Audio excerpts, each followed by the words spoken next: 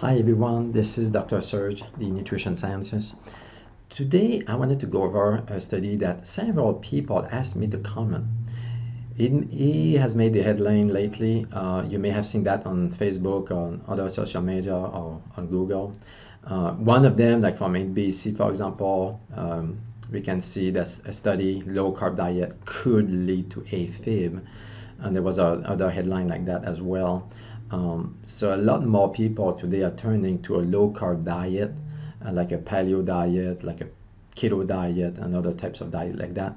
And people are getting concerned that because they eat low carb, they eat more fat, and they believe by eating more fat, you have a higher risk of heart issues like AFib. So it's really funny to me to see that that this headline says could, because they don't know. And as we can see, this study doesn't show at all that the low carb diet affects heart. Okay, AFib is an arrhythmia of the heart, so it's a regular heartbeat that can lead to clotting, a stroke, heart attack, heart failure, etc. So let's break it down a little bit. So this study was done over a period of 20 years, okay, from 98 to 2018. That included 14,000 people. So 20 years ago, they asked those people to fill out a food questionnaire, okay, over 7 days. So basically for 7 days, they recorded everything they ate, okay? And 20 years later, they redid the same thing. And what the researchers did is they look at the food before and after and look at AFib to see if there's a connection there. So let's look at what they mean exactly by low carb, okay? So in this study, for example, based on the answers of the questionnaires, 50% of the intake of calories comes from carbs. Okay, the government guidelines recommend somewhere between 45 and 65, which is on the high side. Okay, so what they did is they divided those people into 3 different categories based on how much carbs they eat. Okay, so people who would eat less than 44.8% of calorie from carbs would be in the low carb diet.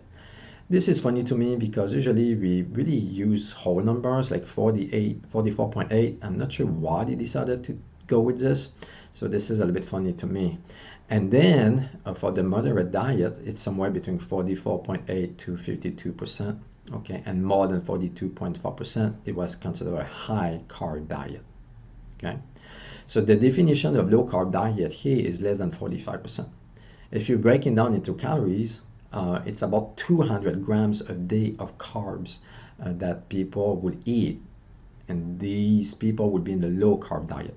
A low carb diet is more like in the 5-10% range, which is about 60-70% grams of carbs. It could be lower based on some definition, but we can see that 200 grams is 3 times as high as what people actually consider what is a low carb diet. This study was done over 20 years based on questionnaires. So this kind of study doesn't prove any causation. It just proves an association that maybe if you eat low carb, you have a higher risk of AFib, but we don't know. What about of those people who ate a low carb had other issues, like maybe they were drinking more alcohol, or maybe they were not exercising as much, or maybe they had sleep issues, or maybe they had weight issues, maybe they were taking medications. So none of those different factors were considered in that study. So we have no idea at the end of the day. And those food questionnaires are really not reliable. We know today in this field that we shouldn't use those. It has been shown that when people actually fill out the questionnaire for 7 days, they tend to eat better, just to show that they eat good, okay? And they tend not to record the junk food or the sugary sweet stuff that they eat, like cakes and brownies and donuts and stuff like that, okay? It has been shown that when people fill out this kind of questionnaire, they tend to lie about it. They don't want to show people that they eat bad, okay? So this is a non-reliable source of information. Okay, and we have no idea if those people in the high carb diet, for example, switch to a low carb diet over time. That's what it means over here.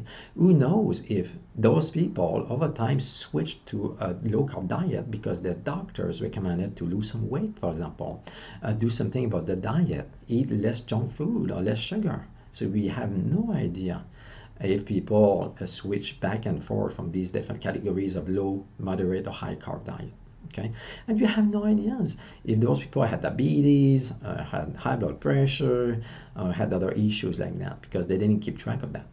Okay, and we know that today that obesity, sleep apnea, hypertension, diabetes are known factor of AFib. Again, they didn't keep track of these different symptoms.